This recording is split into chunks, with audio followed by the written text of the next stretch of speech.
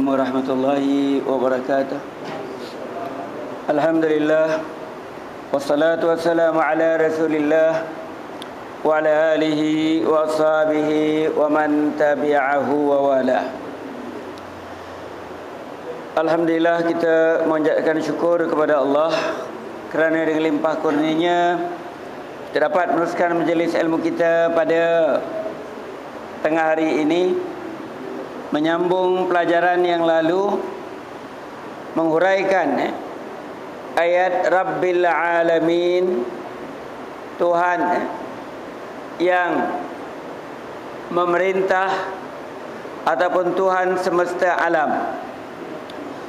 Sebagai hamba-hambanya, bukan setakat kita mengakui Allah itu Tuhan semesta alam, hendaklah kita menempatkan diri kita sebagai khalifah Allah Subhanahu wa taala di muka bumi. Jadi tajuk kita yang berkaitan bagaimana menghayati surah Al-Fatihah dalam kehidupan berkeluarga. Maka kita lebih fokuskan dalam hal tersebut.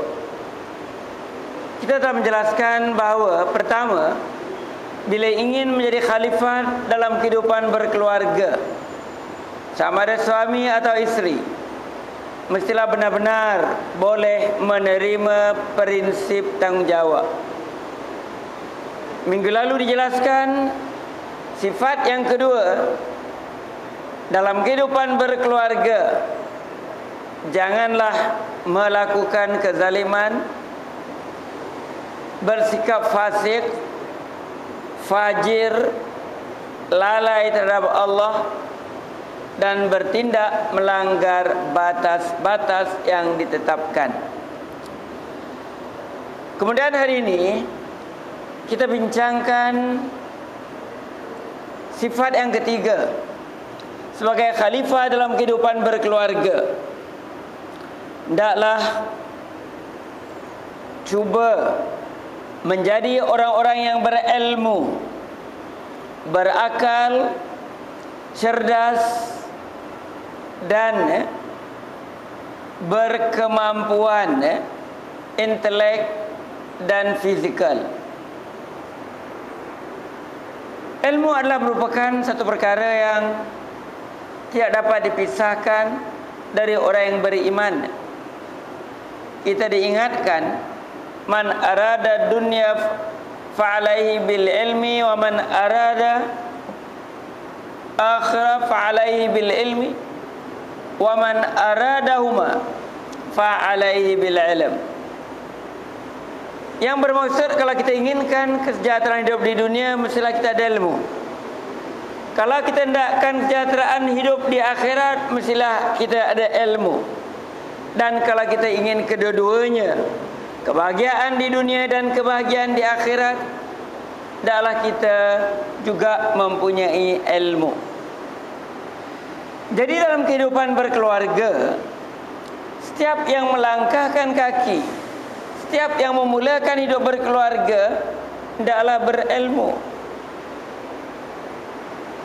sesuai dengan peranan, tugas, tanggungjawab yang ditetapkan Allah Subhanahu wa taala.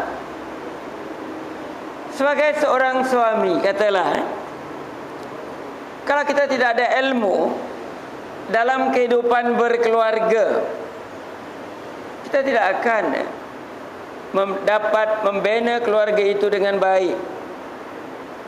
Kita tidak akan dapat mentarbiah anak-anak dengan sempurna, dan akhirnya kita tidak akan mampu untuk menjadi contoh, memainkan peranan sebagai role model dalam kehidupan berkeluarga.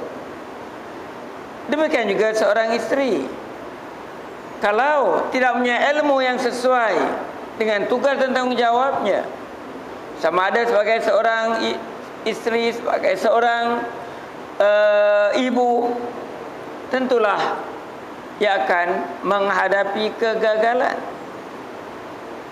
Dari kerana pentingnya ilmu, Rasulullah sallallahu alaihi wasallam mengingatkan, talabul ilmi faridatun ala kulli muslimin wa muslimatin. Menuntut ilmu satu kefarduan kepada lelaki dan wanita muslim. Utlubul ilma minal mahdi ilal lahdi. Tuntutlah ilmu daripada turun buayan hingga nak sampai ke liang kubur. Ilmu sedang tidak dipisahkan daripada orang yang mengaku beriman kepada Allah. Kalau kita lihat hari ini, ramai muda-mudi yang melangkahkan kaki ke alam rumah tangga. Mereka dikehendaki untuk mengikut kursus rumah tangga yang diharap dapat mereka dibekalkan dengan ilmu. Tetapi harus diingat bahawa ilmu yang disampaikan bagi mereka yang nak masuk ke alam rumah tangga terlalu sedikit. Maksudnya, ia adalah basic ataupun sebagai asas dan perlu ditambah dari masa ke semasa.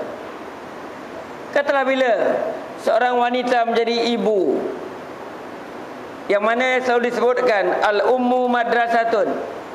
Ibu adalah merupakan sebuah sekolah yang mengasuh, yang mendidik, yang mentarbiah.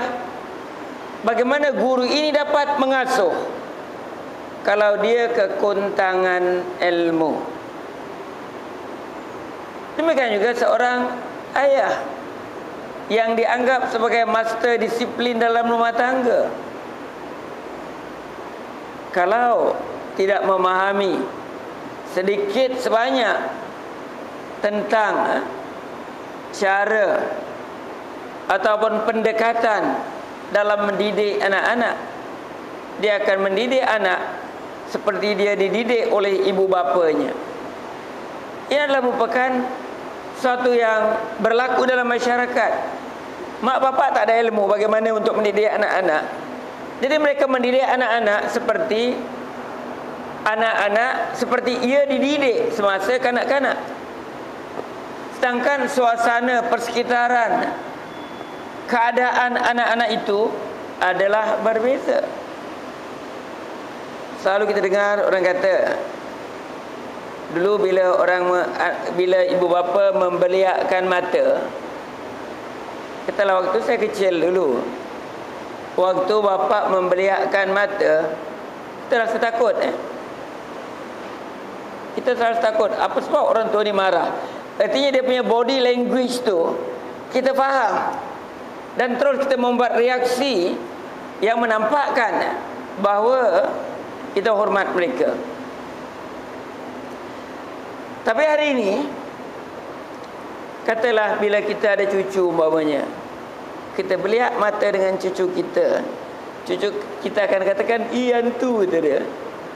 Dia tak faham body language yang kita tunjukkan, dia tak faham.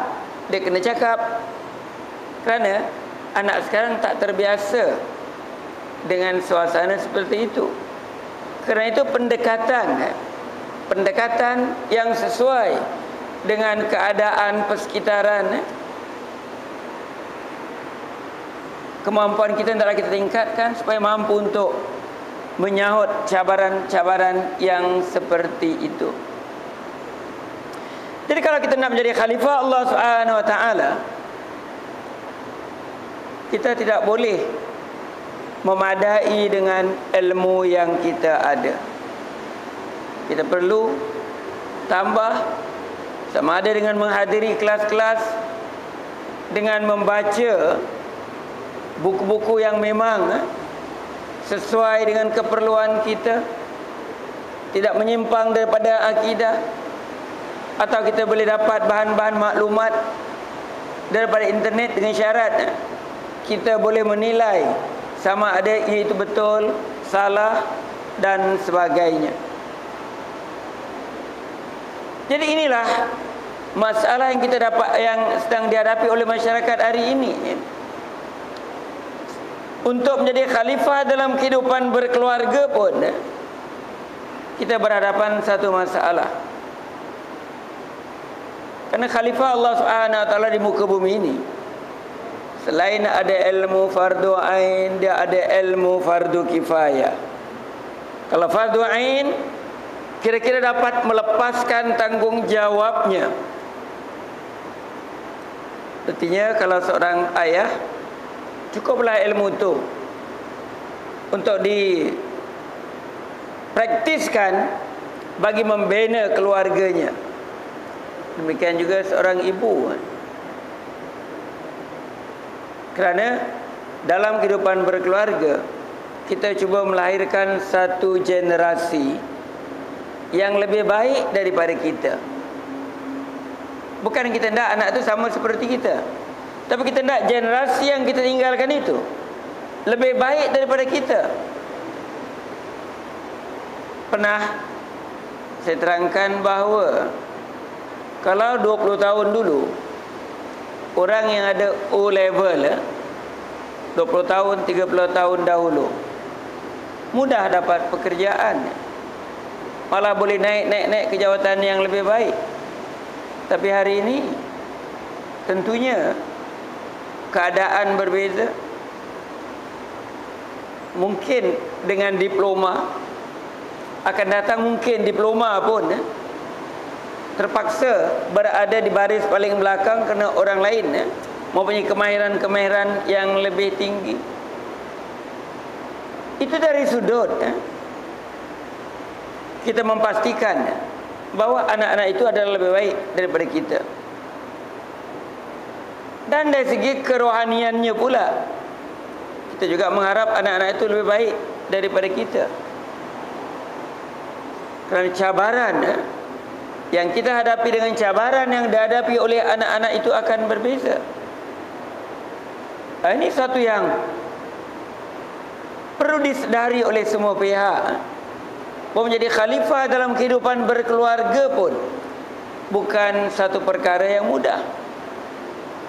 Memanglah kalau orang tak kahwin, belum berumah tangga, kita kata bila nak berumah tangga, bila nak makan nasi minyak. Tapi adakah kita melihat bahawa orang yang kita tanya itu benar-benar telah bersedia untuk memainkan peranan membentuk generasi yang lebih baik, generasi pelapis yang mampu menyahut cabaran zamannya? Kan Sayyidina Umar radhiyallahu anhu pernah menerangkan dalam sebuah susunan kata-kata yang masyhur. Katanya, hendaklah kamu mendidik anak-anak sesuai dengan zamannya. Mendidik anak-anak sesuai dengan zamannya. Itu yang saya kata tadi. Kalau 10 tahun, kalau 20 tahun dahulu O level mungkin memadai. Tetapi zaman anak yang lahir hari ini, katalah 2012, 20 tahun lagi atau 25 tahun lagi, tahun 2032 atau 2037, lepas NS dan sebagainya, dia akan masuk ke pasaran pekerjaan. Jadi kita mesti dapat membaca apakah keadaan yang akan terjadi 25 tahun, 20 tahun akan datang. Kita mesti boleh scan, boleh membuat semacam imbasan keadaan 20 tahun akan datang macam mana. Dengan suasana global hari ini, Singapura sentiasa nak berada di tempat yang teratas sekali. Jadi kita juga mesti menyediakan anak-anak untuk menghadapi zamannya. Dan ini hanya boleh diusahakan kalau setiap ibu bapa berilmu, meningkatkan ilmu dari masa ke semasa. Kerana ilmu ni bukan setakat kita berada di dalam bilik darjah saja. Kalau kita tidak meningkatkan ilmu, sebagaimana yang dijelaskan tadi, sumber ilmu keliling kita banyak. Sama ada kita tidak atau kita tak tidak, kita sedar atau kita tak sedar. Ini yang paling penting lah, iaitu kesedaran. Sehingga kita boleh meningkatkan ilmu, dan benar-benar ini itu memudahkan kita menjadi khalifah Allah Subhanahu wa taala di muka bumi ini. Sama ada ilmu dunia ataupun ilmu akhirat, ilmu fardu ain ataupun ilmu fardu kifayah. Semuanya tidak akan rugi kalau kita memilikinya. Kemudian hendaklah setelah berilmu dia berakal. Ada tak orang yang ada ilmu tak ada akal? Ada ilmu tapi tak ada akal. Ilmu satu yang dapat dimiliki. Orang kalau belajar, InsyaAllah dia akan dapatlah sesuatu. Soal akal, hendaklah ilmu itu dapat digunakan oleh akalnya. Ada kaitan. Ada orang yang berjaya dalam pelajaran, dia hanya mahir dalam bidang pelajarannya saja. Katalah dia pakar dalam bidang matematik, tanya dia apa juga problem matematik, dia akan menjawab dengan segera. Tapi boleh tak agaknya dia relatekan, dia kaitkan dengan kehidupan seharian? Kerana ilmu matematik ada ilmu untuk menyelesaikan masalah, dan dalam kehidupannya dapat tak dia agaknya menyelesaikan masalah? Kerana ilmu yang ada pada kita, kita boleh kembangkan di tempat ataupun di bahagian-bahagian lain dari kehidupan kita. Kerana akal adalah merupakan satu kurnia Allah Subhanahu wa taala kepada kita. Sepatutnya kalau dia berilmu, daya fikirnya akan meningkat. Kerana daya fikir manusia ni kadang-kadang akan bertambah dengan pengalaman yang dia lalui, dengan pergaulan yang dia ceburi. Artinya tidak mustahil orang yang tidak sampai ke universiti ke boleh berfikir, malah ada yang boleh berfikir lebih baik daripada orang yang berkelulusan universiti. Jadi dengan menjelaskan bahawa khalifah Allah Subhanahu wa taala di bumi ini bukan saja mempunyai ilmu sebagai bekalan, malah dengan akalnya dapat merancang, dengan akalnya dapat mengubah keadaan, dengan akalnya dia akan mencari jalan keluar apa jua masalah yang dihadapi dalam kehidupan. Jadi kalau menggunakan akal, dia tidak akan menggunakan emosi. Sebab emosi manusia ni lebih terdorong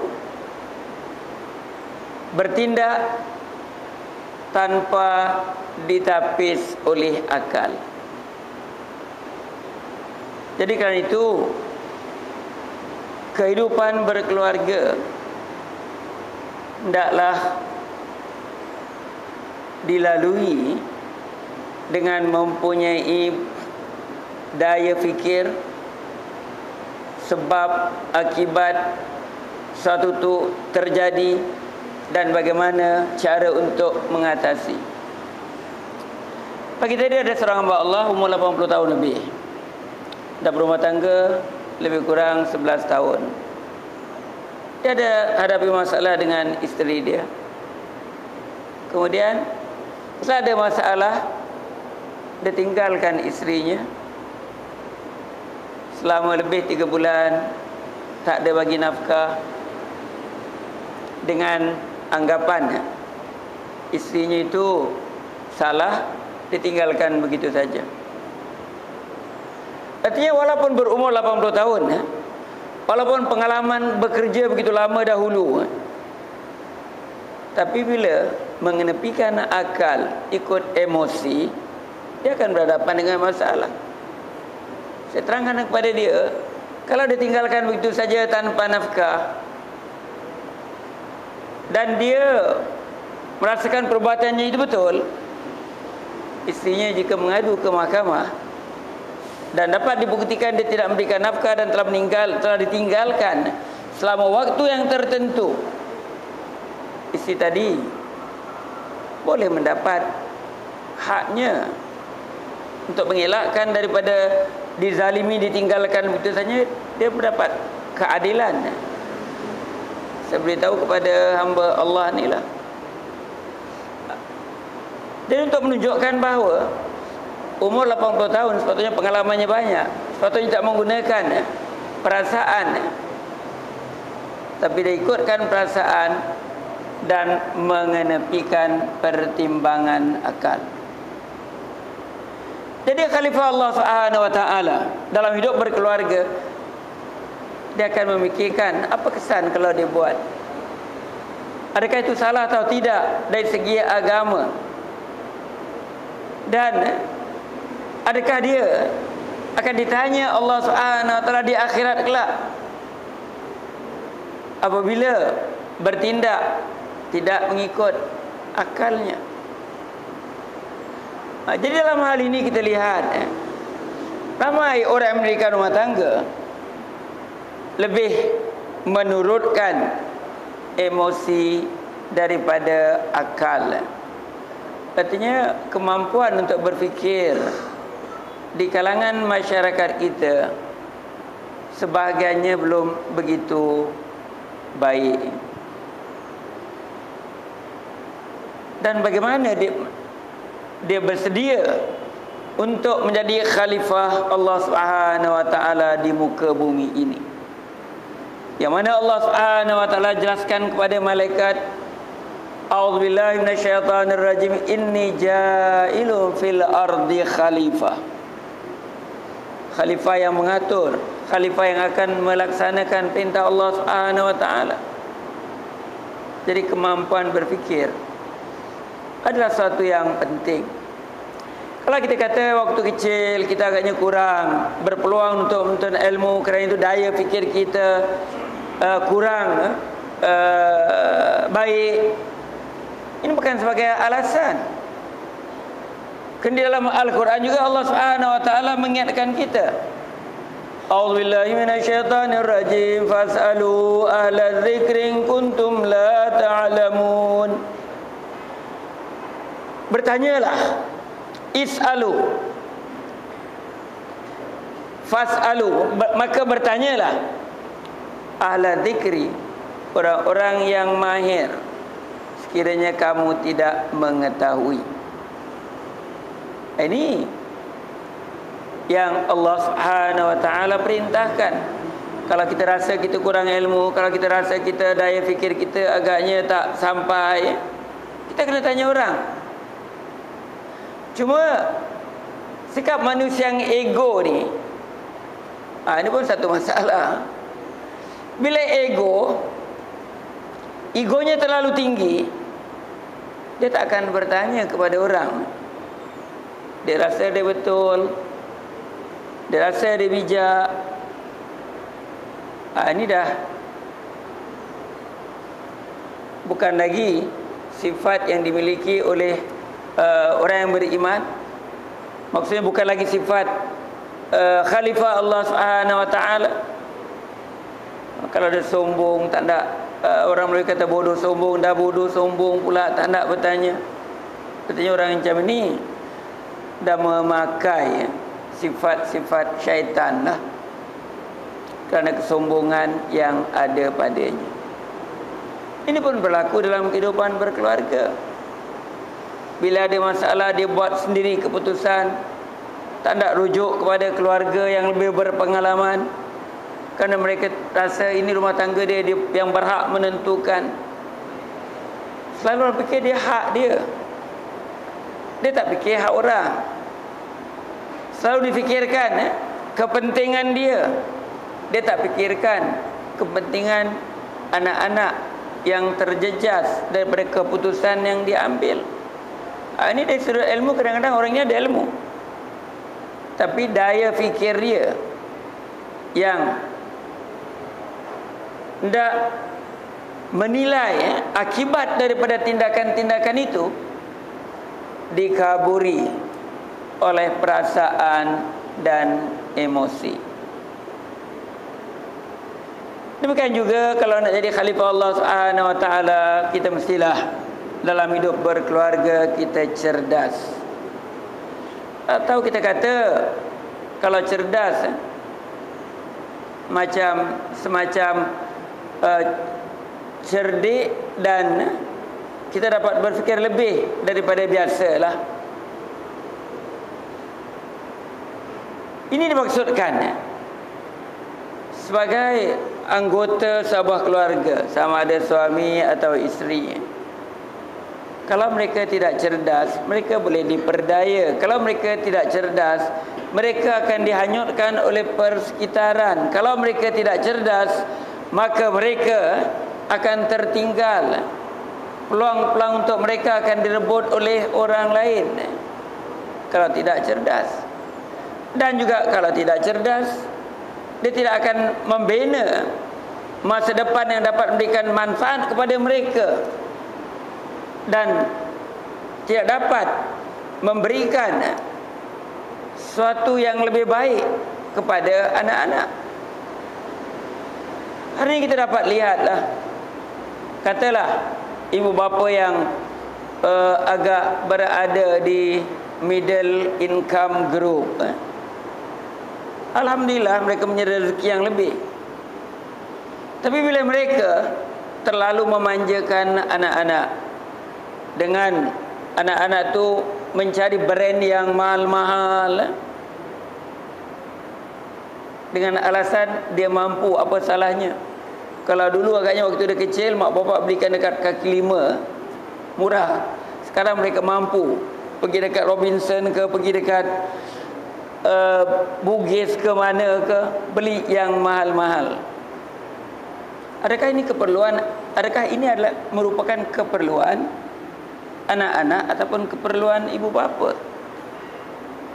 Pada dalam hidup ini, bila kita melakukan ataupun membelanjakan sesuatu, kita hendaklah berdasarkan kepada keperluan, bukan berdasarkan kepada keinginan. Kalau kita berdasarkan kepada keperluan, insya-Allah kita akan ada kelebihan. Tapi kalau kita berdasarkan kepada keinginan, ini akan merosakkan. Saya pernah jumpa seorang hamba Allah berumah tangga, suami gaji lebih kurang 10,000, isteri 5,000, lebih kurang lah. Jadi campur suami isteri gaji 15,000. Beli rumah kondo, alhamdulillah. Ada juga orang kita duduk rumah kondo. Kalau kita tak rumah kondo, ada orang kita yang duduk dekat rumah kondo, alhamdulillah. Tapi kerana lalai, ataupun saya katakan tidak cerdaslah, gaji suami sekitar 9,000, bayar hutang, macam-macam hutang, lebih setengah daripada gaji dibayar hutang. Jadi dia hidup dengan bantuan isteri. Artinya nak hidup selesa, maka isteri yang bekerja tadi bantu dia. Dan suami ini kerana bergaul luas, teringin nak kahwin lagi pula. Jadi isteri mana agaknya setuju kalau dia dah bantu suami untuk hidup selesa, tiba-tiba suami kata nak kahwin lagi. Akhirnya rumah tangga tadi hancur. Tak cerdas. Itu yang Allah Subhanahu wa taala firmankan. A'udzu billahi minasyaitonir rajim. La in syakartum la azidannakum wa la in kafartum inna 'adzabi lasyadid. Kalau bersyukur nikmat Allah, Allah akan tambah nikmat, ketenangan, kedamaian dalam hidup berkeluarga. Banyak sedekah boleh buat. Tapi kalau kufurkan nikmat, tak menghargai apa yang Allah Subhanahu wa taala kurniakan, lepas tu orang kata cari pasal lah, cari pasal. Akhirnya bercerai-berai, rumah semua beri pada isteri. Susah sendiri. Anak-anak pun tak lihat sikap bapa, anti kepada bapa. Kerana tu boleh berfikir, ni kerana tak cerdas. Ni kadang-kadang berlaku dalam masyarakat. Itu iktibar bagi kita. Jadi kita bila Allah Subhanahu wa taala beri sikit, alhamdulillah dapat juga.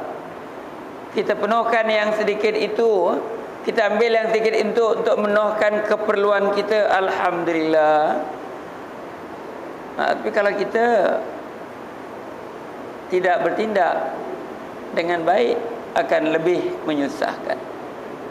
Artinya khalifah Allah tidaklah boleh mengatur kehidupan berkeluarga. Dan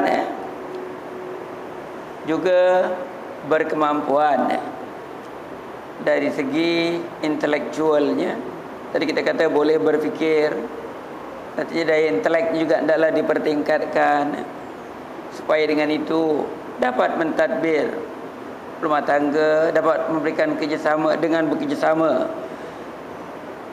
dalam keluarga, insya-Allah rumah tangga itu akan berlayar, ataupun bahtera rumah tangga berlayar dengan semula. Walaupun kadang-kadang ada ribut, ada tupan, itu adalah merupakan ujian Allah kepada mereka. Dengan kesabaran, ketabahan, insya-Allah sampailah ke matlamat yang dituju. Ini kalau suami dan isteri bertindak sebagai khalifah Allah Subhanahu wa taala di muka bumi ini, bukan saja mengaku Allah itu Rabbil Alamin, tetapi tunduk dan patuh dengan kehendak Allah, yang mana manusia, keluarga dijadikan sebagai alat untuk mengabdi diri kepada Allah, iaitu menjadi khalifah dalam mengatur kehidupan. Sekian untuk kali ini. Jadi kalau ada apa-apa soalan, jadi kalau tak ada, kita akhiri dengan wabillahi taufiq wal hidayah. Wassalamualaikum warahmatullahi wabarakatuh.